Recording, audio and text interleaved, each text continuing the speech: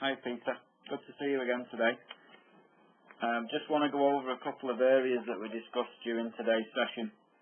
I know that you're finding it a little bit difficult today, and you did hit quite a few inconsistent shots. So the areas I want to highlight are really the areas that are going to cause those types of shots. I've just put the circle up around your head and the line in the middle of your chest there, just to highlight your centre of your swing. And if we take you up to the top of your backswing, so as we discussed that you have moved quite a long way from that centre line during your backswing. See that your head's moved out of the circle, and your upper body has moved quite a way to the right hand side of that centre line. As a result of this, you are going to need a really big movement to that left hand side to get yourself back into position to hit strike down into the golf ball and get that consistent strike. On this occasion, you can see you've had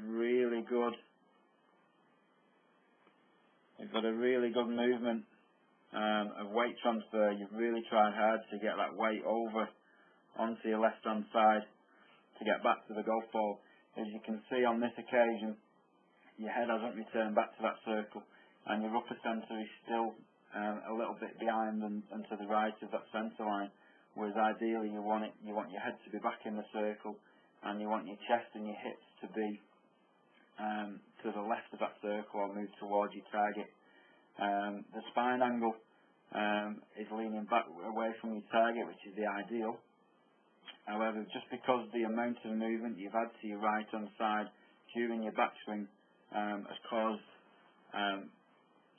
the lack of weight transfer or the inconsistent strikes, because you've not been able to move that weight back over to your left hand side far enough.